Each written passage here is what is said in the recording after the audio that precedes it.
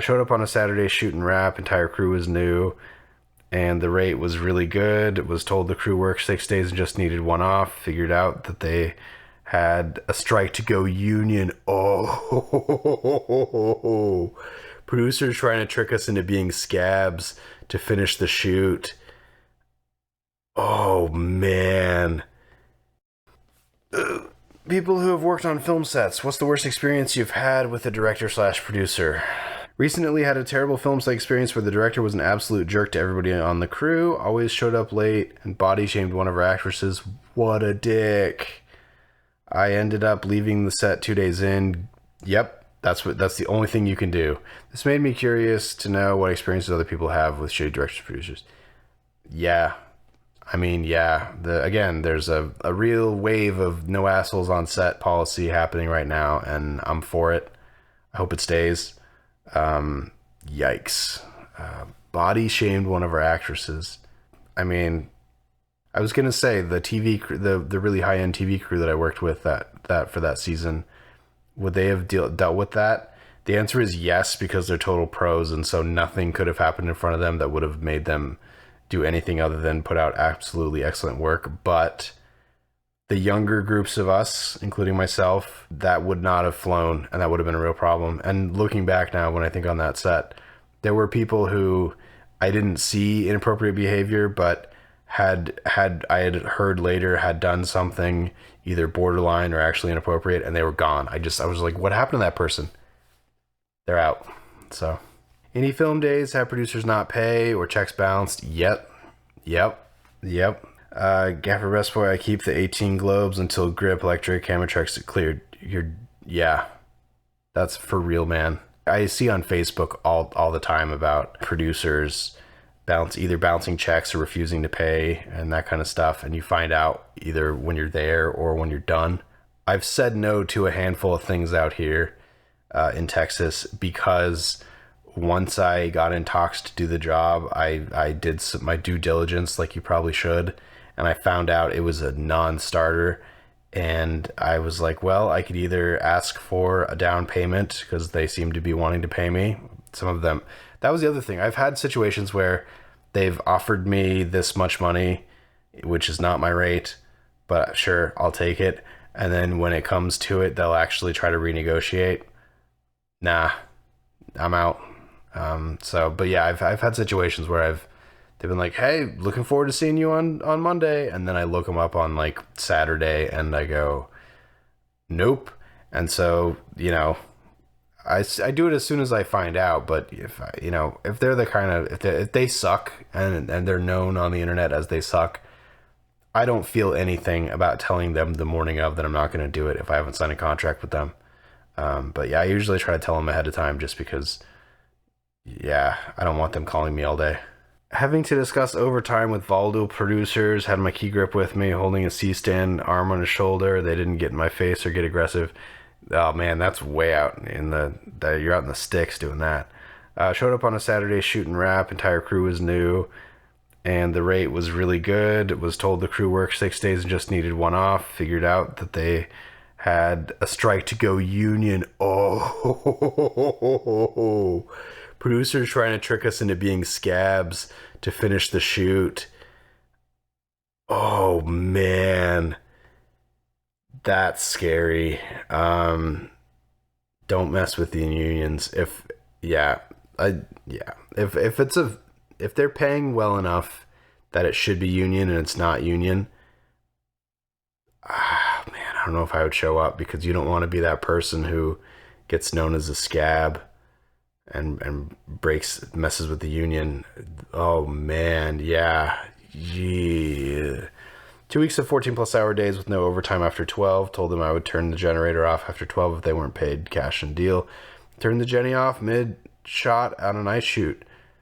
Yeah, we have the internet now, and so you can kind of find out if these people are awful. But my rule, and this is heavily dependent on financially how I'm doing in the moment, but my rule pretty much, and I've stayed to it as best I could. There's been exceptions, and most of them have been student films because student films are unpaid, and I'm happy to donate my time, but even then I have my limits on what I'm willing to stand there for versus leaving.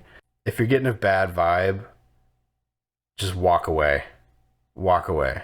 Even if you have a contract with them, if you're getting a bad vibe, remove yourself from the set. There's never been a bad vibe on set where it's turned around for me, ever. Not a single time. It's gotten worse. It's gotten worse almost every time, or it's maintained the same amount of bad, which is just as bad because you're hoping for change. But yeah, Jesus.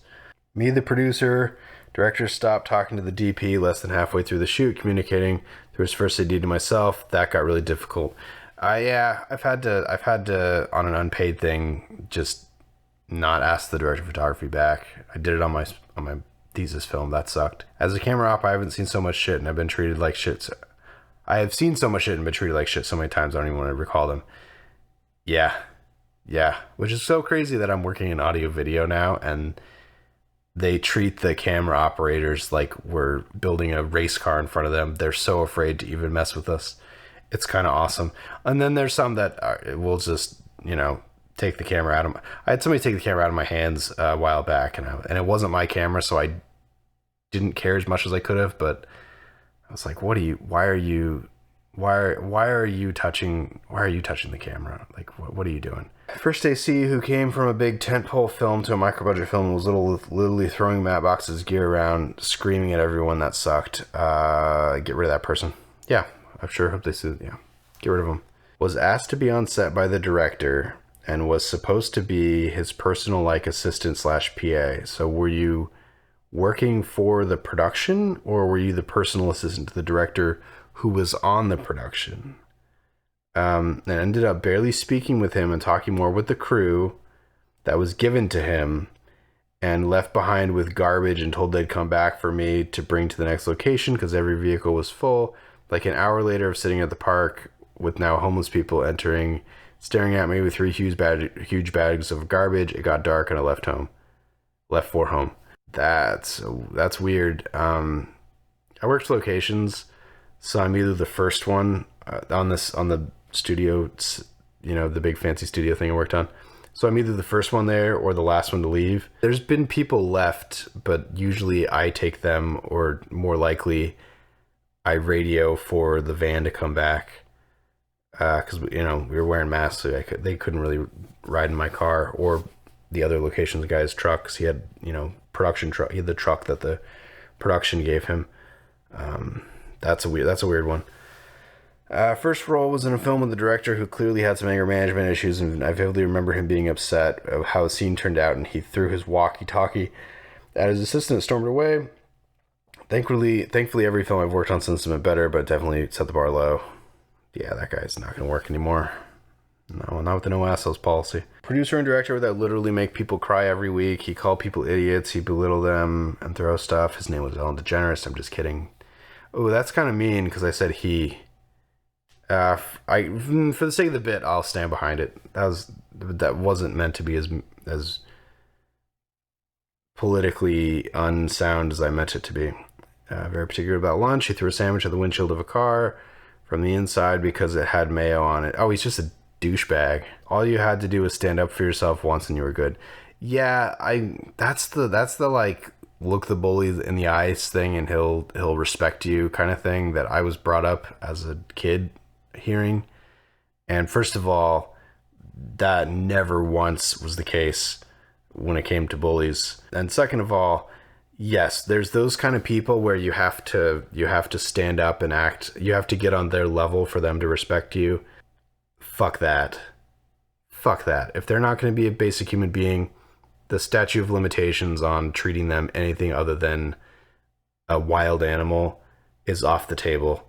Like, if they're going to be like this, fuck that. You don't need to get on their level and have them respect you. I won't go into it, but there was a producer at a production company that I worked at who was like this. And I worked next to this person for an entire year, and everybody hated them, and a lot of times by proxy hated me because I was just standing there. And they were awful, but they sort of respected me just because I did my job and I was good at my job, but I didn't really work with them. And then the next year, they loved me, and I was like in their little circle but they were still horrible to everybody else. But because I was in their little circle of like 5 people where they decided they liked me all of a sudden, I was cool with it. But I was still like trying to distance myself at all times because I was like, I don't want to be in this circle. This is a nightmare. But most of the time when it came to one of us had to work with this producer, somebody would elect me or they would handpick me. And even a lot of times I said no and I still didn't have a choice and I ended up having to work with them, which was fine. They were nice to me, but they sucked with everybody else. Sucked. I can hear that person's voice every time I try to write down like a list of like things not to do on set or things not to do with people in general because they do all of it. No assholes on set. Yeah, meeting them on their level, not cool. And also, I'm a person who can do that. I'm an adult male who looks like a guy. If I stand up to anybody, I can get to that level where they respect me because, you know, it's probably another adult male, but even if it's somebody else that's not that, it's fine. I know how I present. If you're a quiet, tiny woman, standing up to that person, even if that's in you, like, you shouldn't have to. And is that person going to take that person seriously? I don't. Historically, I'd say it hasn't hit 100% the way me just looking like the way I do has. So, just saying. Wait a second. I think hold on. You had to just stand up for yourself. I decided one day after working for him for 3 years, I quit. We were in post-production on a comedy special, and the PA coordinator were both on runs. He always ordered from fancy restaurant when we were in production because someone else was paying for it. What a dick. I plated his food the way he likes. No, I don't know this person then. Brought it into the edit bay and put it down next to him. He looks at it strangely as I'm walking out to him, and the editor said that guy's thumb was on the edge of the fruit salad bowl. 3 years of dedication putting up with his shit, and he talked about me like I was some random stranger. I don't know why that was the last straw that broke the camel's back. I do. It's just what you said. It was the utter lack of appreciation. Still love that job though. Yeah, been there. You have to quit the job you like because of the people you're working with suck. Been there. Yeah, fuck that guy. Did the director call one of his talents his meat puppet? That's hilarious. And yes, I've heard that kind of stuff. There was a phase when I just kept coming across directors and producers who would objectify women left, right, and center. It's been a while. It's been a very long time since I've seen it, especially from like a director or executive producer. But yeah, there was a phase when I was like 24, 25 where I was on a bunch of stuff where it just kept happening. And I was like, the hell is going on? Like, why is this a thing? Worked on a film shoot in Toronto. The first AD was super nice guy, but a little annoying. A mix of OCD and overbearing. Hey, that's first AD. I'm not forgiving that. And, you know, I'm so hoping the OCD was, he announced he was diagnosed, but, you know, that's what it is. I like the just the social parlance of it. Get on people's cases if they were dragging, but he was always nice and respectful from what I saw. Also, as a first AD, is part of the job. Yeah. Exactly. The crew chewed this guy up and spit him out. They were so mean to him, almost like elementary school students. He'd sit down at the table during lunch and everyone would get up and move to another table. He rode a motorcycle and somebody poured water in his helmet. The worst part of the shoot was an erratic, heroin-addicted actor who took a swing at the director and shoved him in the crane. He'd also get wasted at lunch every day. Yeah, and that guy probably had points, and so wherever that thing aired, he got money for it. As far as the first AD that everybody hated, my vibe is this first AD did something that maybe this person wasn't there to see, that was like a real faux pas on the crew. Maybe this AD crossed a line somehow, because I don't think you can just be an annoying AD and have this kind of bad behavior happen to you. But I don't know, hard to say, and I haven't worked in Toronto, I don't know, but I feel like he must have overstepped some, like hopped inside of a grip truck and was like, listen to me. Because again, you don't touch other department stuff on those kind of sets. You don't. They left a piece of equipment out. They are the ones to move the piece of equipment. You do not move. There was a guy. This is that set though. This is that fancy set. I had to run the air conditioners in the sound stages that were mounted in. They were on like a they're on platforms. They brought in a big heavy duty air conditioner, and so when we went to one soundstage versus the other, I would have to go up ahead, 20 minutes ahead before the company moved to the across the alleyway, and get the air conditioning running to cool off the soundstage because it's Austin, Texas. Many times, and I don't know what his actual title was, but basically he was running the grid, but he wasn't the gaffer, because I knew the gaffer. I forget what his title was. I would run the air conditioner, and about the time everybody would come in, I would hear kaplow, which is the sound of the emergency breaker being thrown, which it's one of those fancy breakers on these industrial pieces of equipment that are meant to be thrown like 5 times in the history of the machine because they're an emergency shutoff. It's like hitting the big red button. And it says on top of it on a big sticker, please turn everything off before you throw this, otherwise you will damage the machine. But this chief lighting technician guy would do it to me all the time. And I confronted him once about it, and he just sort of brushed it off and was like, I didn't do that. But I caught him doing it, and I went to one of the more experienced guys and was like, has this guy done this? And he goes, yeah, he does it all the time. He's an asshole. So, but I was ready. Like I had, enough people that I had talked to about it on set that the second he broke that $250,000 air conditioning unit, I was just going to be like, it's that guy, and we've all been watching him do it, and I talked to him about it, and he doesn't seem to give a shit, so, fire him. I don't care. So, anyway.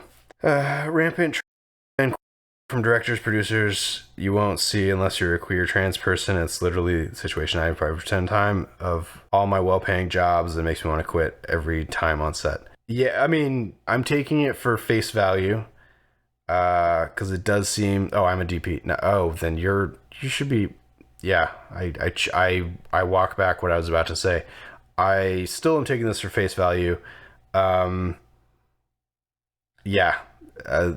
It's mostly old dudes. It's not exclusively old dudes, but it's mostly dudes over a specific age. I want to say 40 something.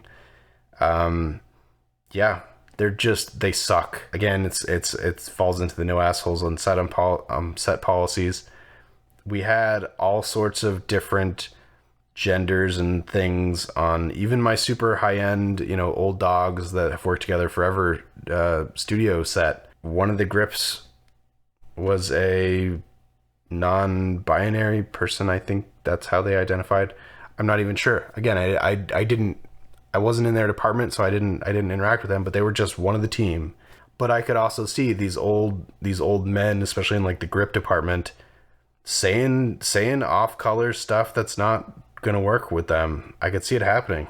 Hopefully they're calling it out. I'm pretty sure they were, but yeah, but it's mostly the wealthier old dudes who are not.